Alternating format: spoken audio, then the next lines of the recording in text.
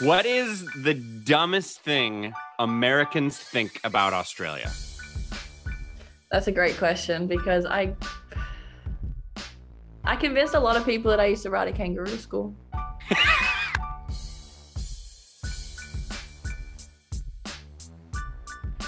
That was Jaz Shelley, and this is On the Bench with Mike Hall. That's me.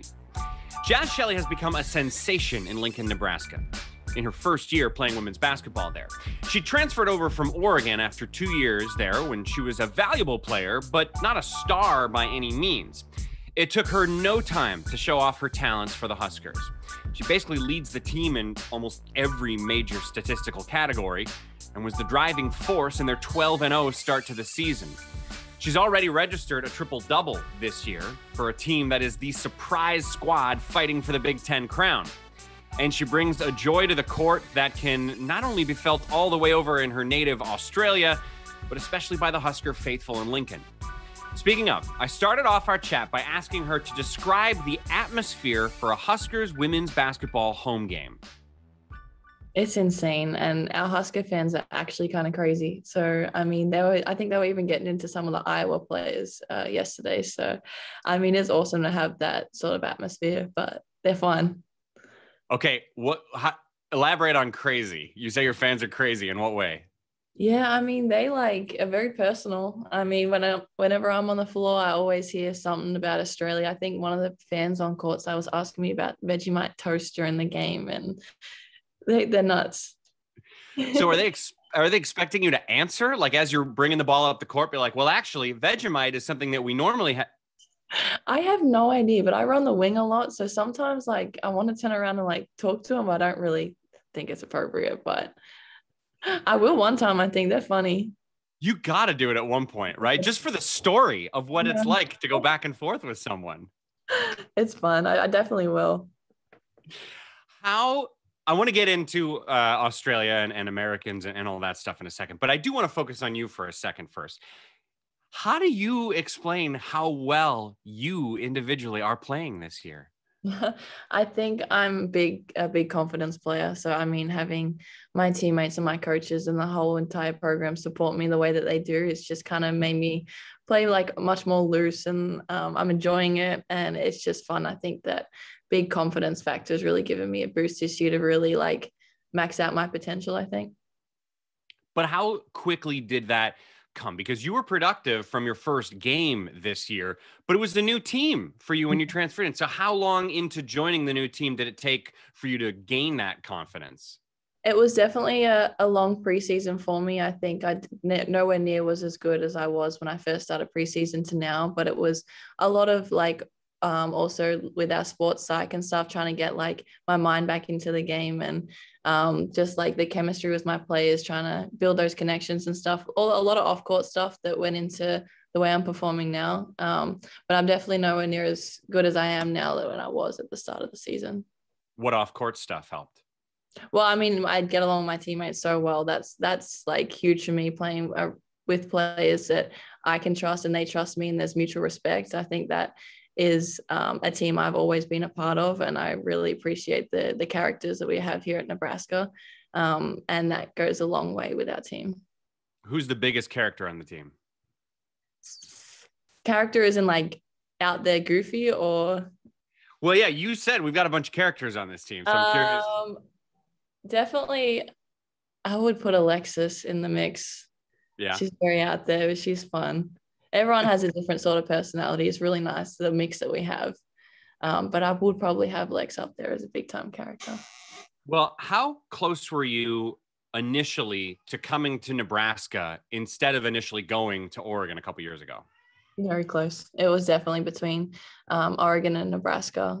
But I mean, I also wouldn't change it. I was very grateful for the experience that I had the 2 years at Oregon. And I'm even more grateful for the opportunity that they wanted me back, I guess, after 2 years. So I'm very fortunate for all the experiences that I've had.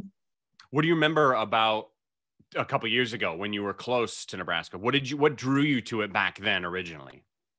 I have had a connection with these coaches. I don't even know how old I was. I think it was one of my world championships they came to. They came to everything of mine. They traveled across the country to come and see me. And me and not just me, but my family have built like such a good connection with all the coaching staff. And we felt like that they were the most genuine people we had ever spoken to. And my parents obviously thought that that was a big key thing. And obviously, because they know me, and we're so far away from home. So they wanted to be able to trust the people in charge, and my family and myself really loved the atmosphere here, the chemistry here, the people here. So that's what overall drew me to Nebraska. And I've like had those connections still, even when I was away from Nebraska to Oregon. They're just really genuine, cool people. You're not the only Australian on their team, right? Izzy Bourne and Ruby Porter, also Australian. How long have you known Izzy? We have played against each other since we're about 12, maybe younger. Yeah. And then we both got a scholarship to this place. It's called Australian Institute of Sport. So we lived there together for 2 years. And then after we graduated from there, we also went and played in a pro team together for a year and lived like in a house together. Yeah. Before she went to Nebraska and before I went to Oregon. So we kind of stepped past there. And let me backtrack a second. That thing you said, the basketball camp, that's like a big deal in Australia, but it's like far away, right? It's not like down the street from your home. No, it's in another state. Well, it's actually in Izzy's state. So I moved states when I was about 15 to go and live at the Australian Institute of Sport. That's a lot to ask for a 15-year-old, Jazz. It is. I mean, I've lived out of home since I was 15. So, I mean, you had to adjust very early on in life, and it also makes you a lot more mature and independent. So, I mean, I'm grateful for that experience also.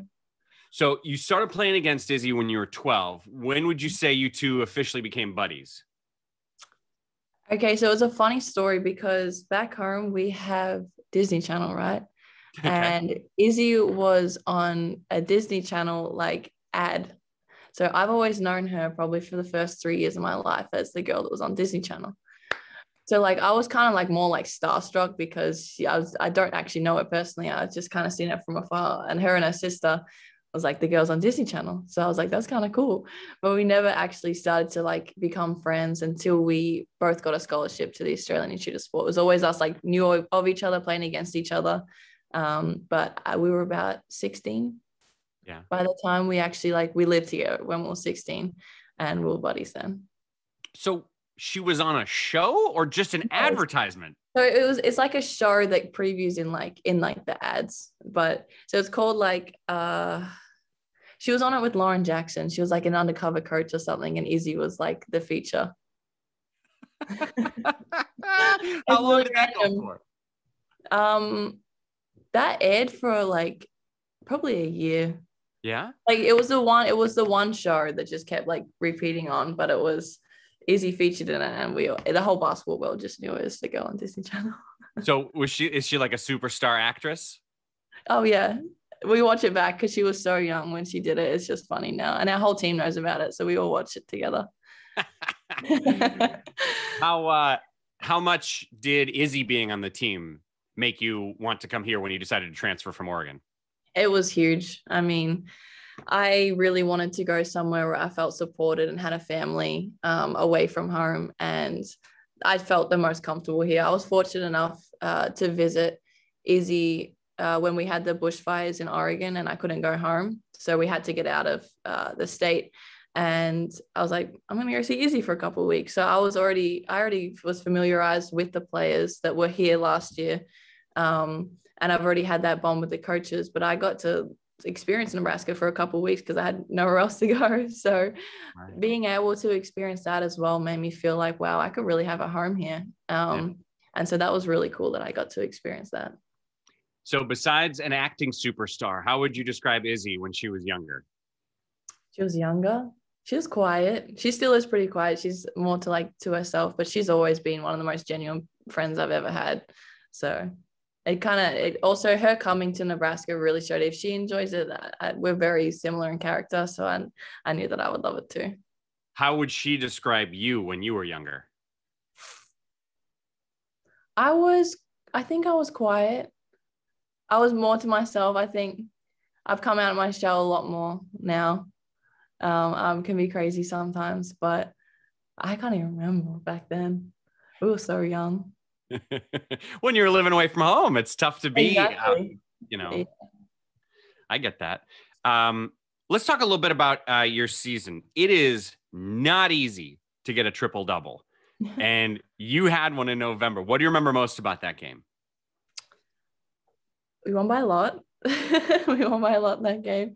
I don't know. I was just it was all just coming to me. Honestly, some of the rebounds that I've got and have got most of this season, I swear it just be landing in my vicinity a lot. I mean, I try and time it and everything, but the bigs be doing most of the work down there, and I just swoop in and grab the rebounds. They kind of like make fun of me sometimes. The bigs, he's like, I do all the work and you end up with the ball. So it's kind of funny.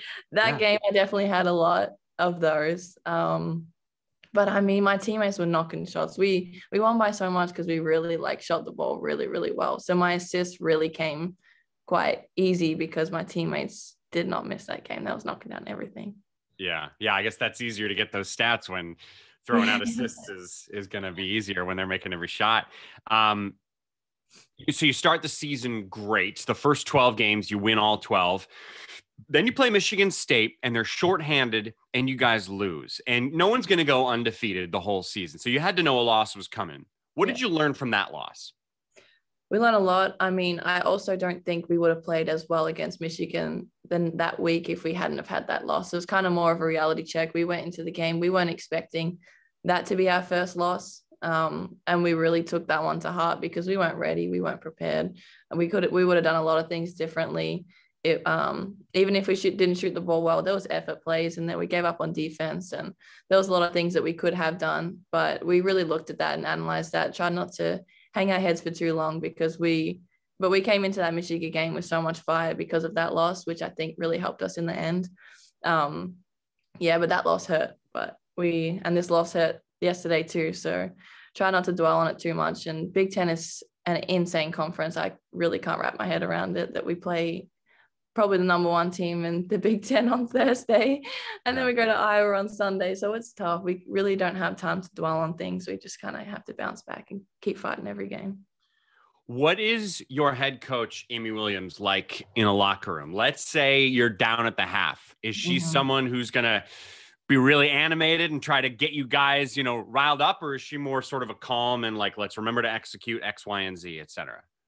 She mixes it up. I think she does a good job of mixing it up depending on what we need. Sometimes she'll come into the locker room and give us like a big speech and trying to like hype us up and whatever. And other times just like, guys, just calm down. Let's just regroup. Like she does a really good job at trying to like read the room, but she mixes it up. Tell me something I don't know about Amy Williams. Oh, about her?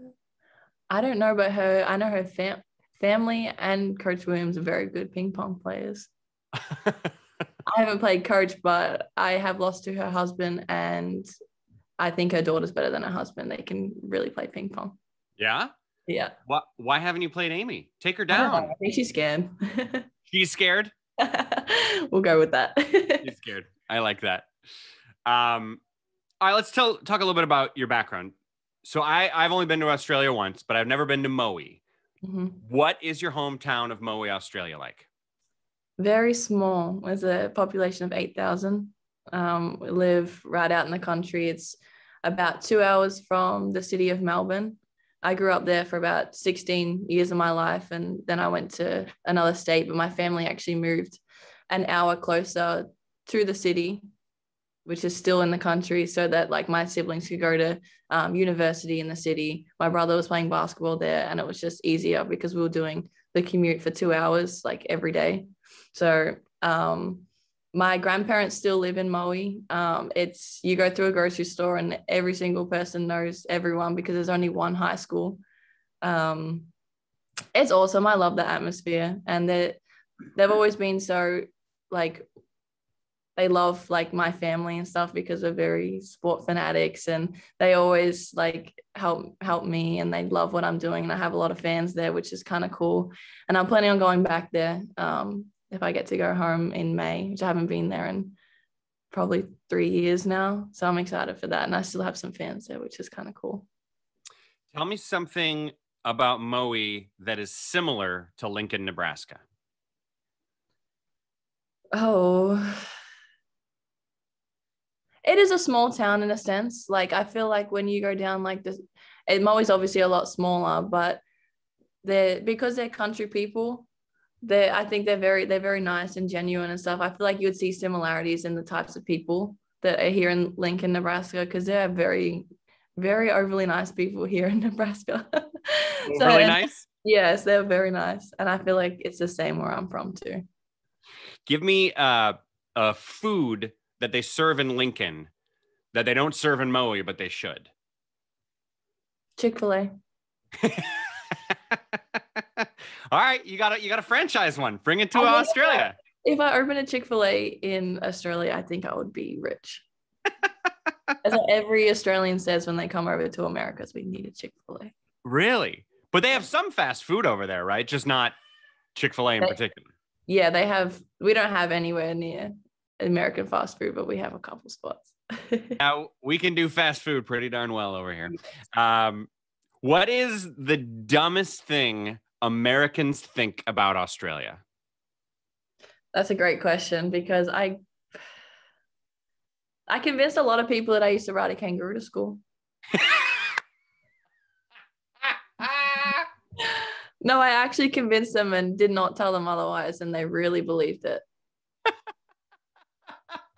Did you know what you were getting into, how gullible we would be, or did that just accidentally happen? No, Americans probably ask me the most stereotypical questions every single time I speak to someone new. Like what? Give me the average stuff they always ask. So like the spider's really big over there. I get that one. Oh, someone asked me, do I speak English?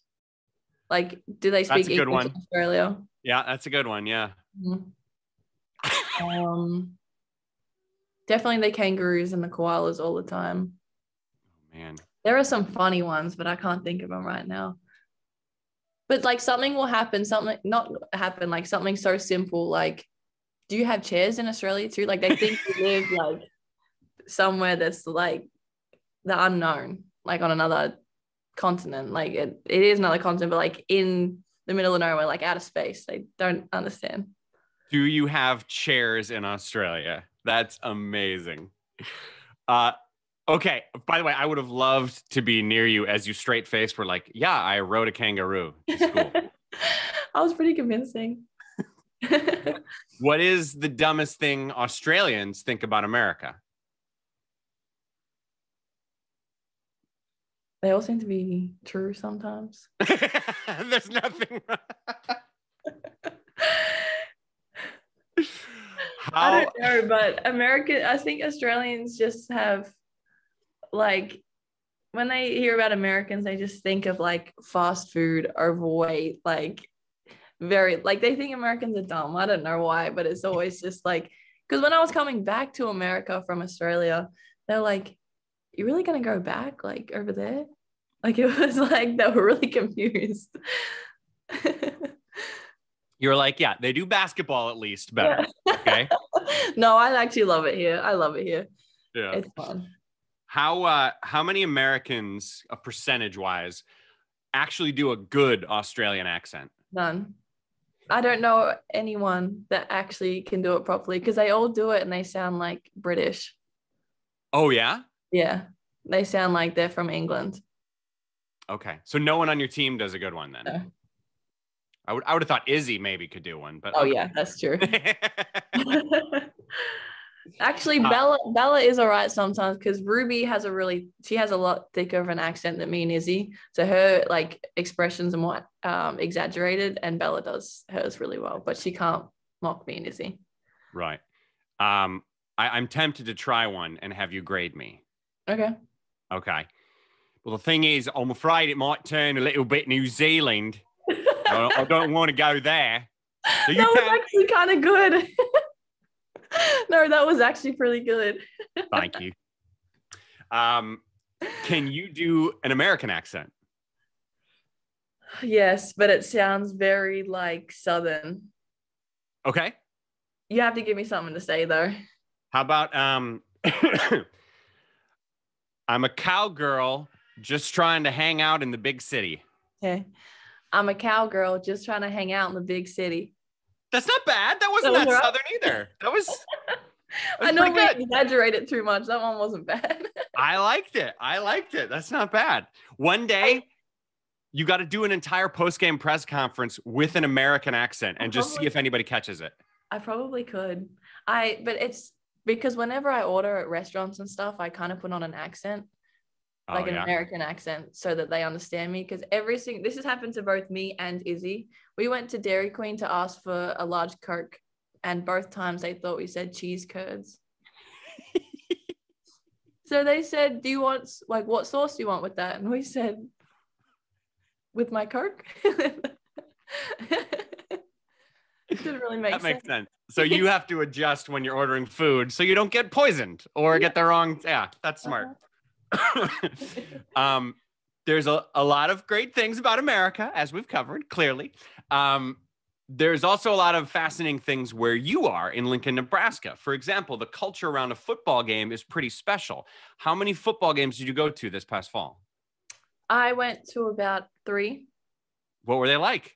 It's insane. It's really insane. Like, I've never experienced anything like that. Like, we have football back home, but it's not American football. So it's still like me trying to adjust to the rules. But I used to watch games at Oregon, but not really understand it because I felt like I was annoying people by asking them questions.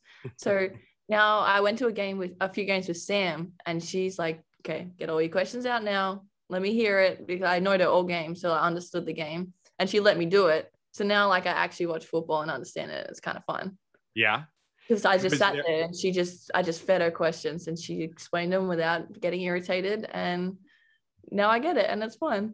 That's a good teammate. Good job, Hybe. Yep. What would be the closest comparison to a sporting scene like that in Australia? I mean, there are rugby games that have pretty good crowds in Australia, right? Australian football is our biggest sport back home. We get 100,000 to the finals. Yeah. But it didn't feel like a Nebraska football game? Still felt different? Well, Australian fans are absolutely nuts. So but it's nothing like what they have with like the light shows and like the flames and like everything's definitely a little extra at American football games, but they're crazy. It's a really cool environment. Okay, but wait a minute. You said Australian football fans are nuts, but you said Nebraska fans are crazy. So what's the difference? Where's the overlap there between the nuts and the crazy? I mean, they sell alcohol at Australian football games. So like people are like doing like they drink alcohol out of like shoes and stuff and like that's just beer bongs to games, and I don't see anyone at Nebraska doing that. Australian, that's what I mean by Australians. Yeah, I don't think that's allowed in the Big Ten bylaws. That's probably a big difference. Australians are on another level. Your parents grew up, they were born and raised in Australia? Mm-hmm. Yeah. And they were both professional basketball players, right? Mm-hmm. Yeah, but they both played. Which one like coached you more or gave you more advice as you were growing up? They both did.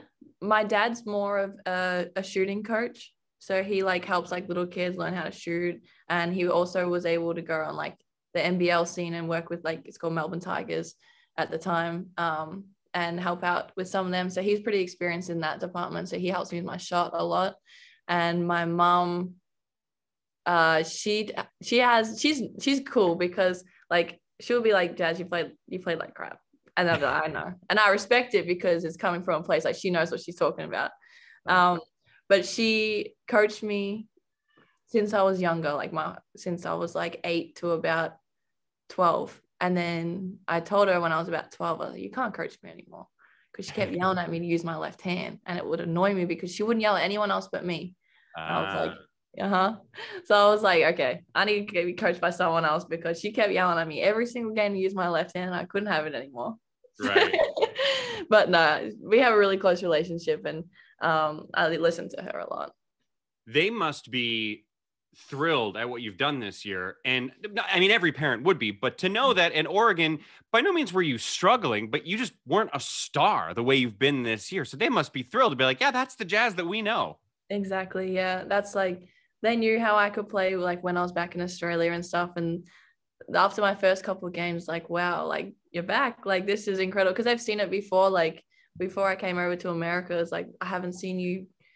Like, we knew you could do that. Like, I hadn't showed it in probably 2 years. So it's really cool to be able to like come off on balls and get assists and like do like rebound and be able to shoot the ball consistently. So they're really happy. And they're happy that I'm happy, and they have a good relationship with everyone here. So they know I'm safe and that sort of thing. Right. And you're not drinking anything out of a shoe. So that's always good. What would be the best advice you remember your dad giving you about shooting? About shooting? Okay, so the shots that I miss, it normally comes out the wrong, like it comes out the side of my fingers. So every single time I try and shoot, I try and like just put this finger down just to make sure it's coming out of these two fingers every time. So whenever I shoot, I try and make sure that finger's down every single time. Really? And have you found that works? Like that when you do that, it more likely goes in? Mm-hmm. Wow. Yeah, it's more like a mental thing too. So I know it's not coming out like the wrong places in my hand. I just try and lock that one down. That's cool. Mm. That's very cool. All right. You've been great. So I'm going to let you go in a second. But before you go, we're going to do before you go. 4 questions unrelated to anything. Sound good? Okay. Okay. Number 1, tell me every pet you have had your whole life. I have had a cat and it went missing. So I don't have a cat anymore. Yeah. I think it's somewhere. We don't know where, but. When did you lose this thing? When I was about 15. Okay, so it might not be around anymore. I don't know. It kept going into the neighbor's house and eating their food, and I don't know. Maybe they have it now. I'm not sure. Okay. Now, any other pets or just the one cat you lost? Well, my dad had a dog, but I was really, really young when it passed away, so I didn't really experience that. Okay. But I think you're forgetting the pet kangaroo that you rode to school every day, right? Exactly. My dad actually had a pet dingo when I was really, really young too. No, no. I'm not falling for this. You're trying to make me the dumb American who's... No. You just pulled this on everyone else that you rode a kangaroo. I'm not falling for the pet dingo. I'm going to send you a photo after this and show you my dad's wild dog. All right. I want to see it because otherwise I don't believe you. All right. I don't trust you. Americans aren't that gullible. But my dad actually did have a pet dingo. I will send that to you after this. Awesome. Number 2, favorite singer or favorite band of all time? Of all time? I don't know about all time, but currently I just listen to a lot of Rod Wave. Rod Wave? Yeah. Okay. How long have you been listening to Rod Wave? A few years now. Okay. That's all you listen to? Like even pregame? I do like him pregame because he's chill. Like, and I like J. Cole and that, but okay. It's been a few years now. Number 3, what celebrity would you most like to meet? LeBron James. Ooh, what would you talk to him about? Mindset. Really? How so? He has like a kind of, he doesn't care attitude, you know, and I think that's really cool how he just goes into every game and he just knows he's that good. And I think that sort of mindset will take you a long way. I think he's awesome. Number 4, who's the best player you ever competed against? Sabrina. Ooh, Ionescu? Yeah. Yeah, that must have been tough. What was it like to play against her? She's tough. She also has that sort of mindset like LeBron. Like she just loves to compete. I mean, the way she reads the game and stuff, that's the hardest part to stop her because you take away one thing, she's going to counter it. Like you're always in the wrong. Yeah. Mm-hmm. Oh, man. That's a good answer. Jazz, you have been so fun to watch this year. I hope you have great success the rest of the season. And thank you for pretending that my Australian accent was not as bad as everybody else's. I'm actually trying to tell you it was very good. Thank you. Appreciate your time, Jazz. You're welcome. Thank you. That was a fun chat with Jazz. Again, I'm tempted to do an Australian accent again, but I won't because she was clearly being kind. My thanks to the Husker Jane of all trades for joining me. That'll do it for us. Thanks for listening to the Big Ten Network in Chicago. I'm Mike Hall. We'll see you next time.